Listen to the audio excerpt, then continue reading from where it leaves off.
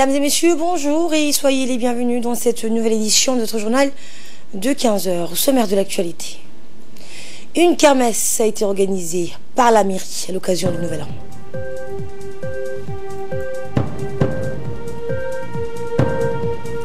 Et au Brésil, le nouveau président a été investi et a pris officiellement ses fonctions.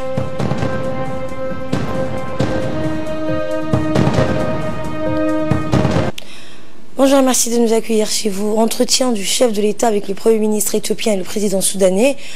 Ismaël Omar Guelleh a eu hier, 1er janvier, deux entretiens téléphoniques avec respectivement le Premier ministre éthiopien Abiy Ahmed et soudanais Omar Hassan al-Bashir. Le président Guelleh et le Premier ministre éthiopien ont échangé à l'occasion du Nouvel An leurs meilleurs vœux et formulé l'espoir de voir s'accomplir dans les deux pays d'importants progrès pour le plein épanouissement des deux peuples frères. Cet entretien téléphonique a permis au président Guelleh et au Premier ministre éthiopien d'évoquer l'évolution de leur partenariat économique qui touche la quasi-totalité des domaines de développement. Outre le volet bilatéral, les discussions ont également porté sur la situation dans la sous-région et le continent africain. Cet entretien téléphonique s'inscrit dans le cadre des consultations régulières que poursuivent les deux dirigeants. Le président de la République a également eu un entretien similaire avec son homologue soudanais Omar Hassan al-Bashir. Dans le pays célèbre le 63e anniversaire de sa fête nationale. Au cours de cet échange, le président Guelleh a exprimé ses chaleureuses félicitations au président Omar Hassan al-Bashir et à l'ensemble du peuple frère et ami du Soudan. Il a également souhaité davantage de progrès, de développement et de prospérité à la nation sœur soudanaise. Le chef de l'État djiboutien a par ailleurs saisi l'occasion de cet échange téléphonique pour s'enquérir de la situation qui prévaut dans ce pays frère. À ce sujet, le président Omar Hassan al-Bashir a rassuré le président Guelleh sur le rétablissement progressif de l'ordre de la quiétude sur toute l'étendue du territoire soudanais. Le Nouvel An accueilli dans l'allégresse générale grâce à la mairie après l'organisation d'une soirée culturelle ayant eu lieu la nuit du réveillon qui marque le passage d'une année vers l'autre. La mairie de Djibouti-Ville a poursuivi ses efforts en proposant hier après-midi aux enfants une kermesse avec des jeux distractifs, des compétitions attrayantes et plaisantes. Des courses avec des sacs aux pieds ont ainsi été organisées entre jeunes, tout autant que des joutes en tirant à la corde. Des chapiteaux donc ont été dressés. Ces jeux ont ravi les parents qui sont venus nombreux avec leurs mômes. Tous ont ainsi investi l'esplanade du Palais du Peuple. Un grand public a donc assisté à cette kermesse organisée par la mairie à l'occasion du Nouvel An 2019. Écoutez l'ambiance. Et les jeux ont ensuite été couronnés par le tirage au sort d'une tombola qui a permis d'offrir des jouets enfants. Notre équipe de reportage a recueilli les réactions de quelques enthousiastes et ravis pour leurs enfants. Ainsi, Madame Halimon a profité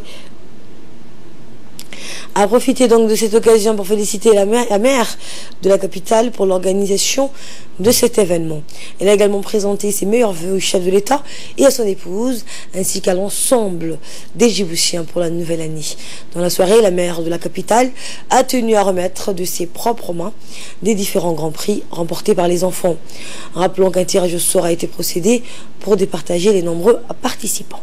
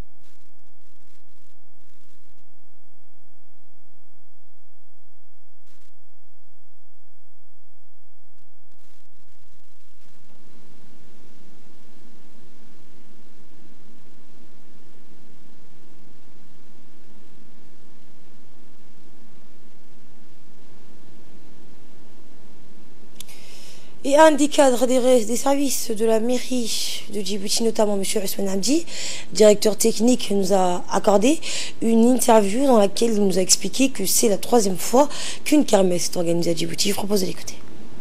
La mairie a organisé pour la 3e fois la kermesse destinée à la population de Djibouti. La population est venue en masse, ils ont fêté avec joie. Et tout le monde, tous les enfants ont gagné des jeux, tout le monde était content, tout le monde a fêté. La bonne année, donc je souhaite la bonne année à tous les Djiboutiens, au président de la République, à Madame la Première Dame. Et j'espère que, Inch'Allah, l'année prochaine, on sera là. Alhamdoulilah, Dieu merci. Dans le reste de l'actualité, la fondation Diwan El Zakat a organisé hier à Lissébilly une cérémonie de parrainage des orphelins de la ville. Cette cérémonie de parrainage était présidée par le vice-président du conseil régional Daoud Saïd Galdon, en présence des représentants de la direction du Diwan El Zakat. Et chaque orphelin reçut la somme de 15 000 francs. Au total, 77 orphelins sont donc parrainés par Diwan El Zakat avec ses soutiens de partenariat au niveau national. Accompagnés de leurs responsables, ils ont reçu la 3e tranche de leur parrainage.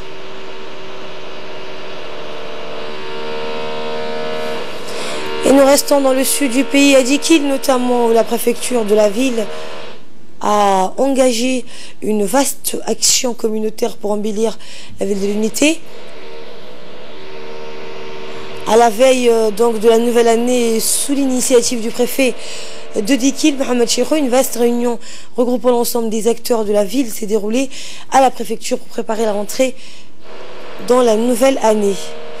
Les actions prioritaires ont été arrêtées. En premier, il a été décidé donc de lancer une vaste campagne d'embellissement de la ville qui s'agrandit d'année en année. Aussitôt la réunion finie, la population a convergé vers les artères principaux de la ville, notamment l'axe qui longe donc la Palmeraie pour enlever tous les détritus qui encombrent la route détériore l'image de la ville.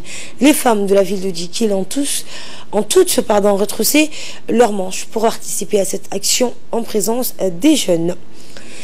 Passons à présent aux nouvelles à travers le monde. Au Brésil, le président donc Jair Bolsonaro a été officiellement investi hier, issu de l'extrême droite. Il est désormais à la tête de la première puissance d'Amérique latine. Cet ancien gradé de l'armée nostalgique de la dictature devient le 38e président brésilien. Jair Bolsonaro donc prêté serment hier à la Chambre des députés lors d'une cérémonie boycottée par la gauche, mais en présence d'autres dirigeants d'extrême droite. Nous faisons face à un défi de taille, a-t-il déclaré lors de son allocution. Affronter les effets de la crise économique et du chômage, mettre fin au délitement de la famille. Nous proposons donc de mettre en œuvre les réformes nécessaires pour réduire la bureaucratie, éliminer la défiance et le fardeau de l'État. Le Premier ministre hongrois Viktor Orban donc est venu féliciter cet inconditionnel de Donald Trump dont il partage le goût de la provocation. Le secrétaire d'État américain Mike Pompeo avait lui aussi fait le déplacement, tout comme le chef du gouvernement israélien Benjamin Netanyahu. À Pékin, le président Xi Jinping a fait du retour de l'île de Taïwan à la mère patrie ou sa réunification avec la Chine populaire une obligation, même s'il faut utiliser pour cela la force, a menacé Xi Jinping. Taïwan sera réunifié par la Chine, a promis donc ce mercredi donc le président chinois Xi Jinping défiant son homologue taïwanaise en réaffirmant que Pékin ne renoncerait pas à la force pour récupérer l'île. Le numéro 1 chinois a déclaré lors d'un discours solennel au Palais du Peuple: nous nous réservons le droit de prendre toutes les mesures nécessaires pour récupérer Taïwan. Selon le président chinois, des forces extérieures agissent contre la réunification pacifique de l'île et mènent des actions indépendantistes et séparatistes. Taïwan est séparé du continent depuis 1949, après la fin de la guerre civile chinoise et la prise du pouvoir par les communistes. Pékin considère toujours l'île comme l'une de ses provinces et menace de recourir à la force en cas de proclamation formelle d'indépendance ou d'intervention extérieure, notamment de la part des États-Unis, principal appui militaire de l'île. Découverte spatiale. La NASA a annoncé que la mission de la sonde New Horizons a réussi. Pour la NASA, l'année 2019 commence en beauté. Les scientifiques de l'agence spatiale américaine ont appris avec soulagement que la sonde New Horizons donc, avait survécu au survol d'Ultima Thule, situé à près de 6,4 milliards de kilomètres de la Terre. Cet objet céleste est le plus éloigné, le plus ancien jamais observé de près. Et c'est tout pour ce journal. Merci à vous de l'avoir suivi. Très bonne suite de programme sur Télé Djibouti.